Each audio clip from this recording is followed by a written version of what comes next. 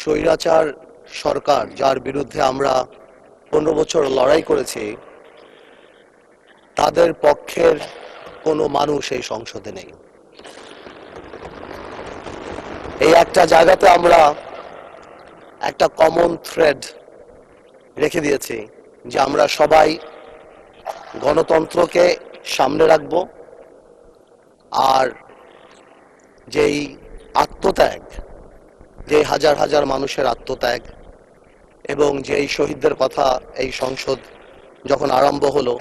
সরকার দল থেকে এবং বিরোধী দল থেকে যে বলা হলো, যাদের নাম নেওয়া হলো, স্মরণ করা হলো, এই সবার প্রতি জানি সম্মান রেখেই আগামীতে আমরা এই সংসদ চালাতে, আমরা জনগণ ও মানুষের কথা বলতে পারি, সেটাই আমি আশা করব। আমি দেশনেত্রী বেগম খালেদা জিয়ার ব্যাপারে কথা বলতে গেলে আমি অনেকক্ষণ কথা বলতে পারি, আমি বেশিক্ষণ বলবো না, আমি এখানে এতক্ষণ বলবো যেই আত্মত্যাগ 17 বছরে আমি ব্যক্তিগতভাবে কাছ থেকে দেখতে পেয়েছি,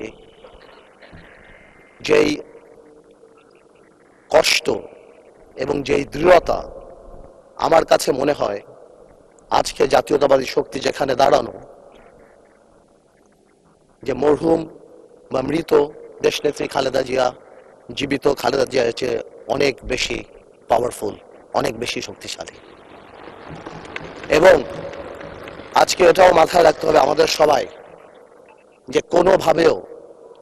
আমরা আমাদের দেশনেত্রীর এই আত্মত্যাগকে কোনোভাবেও আমরা আন্ডারমাইন না করি আগামী দিনগুলোতে। আপনাদের সবাইকে ধন্যবাদ।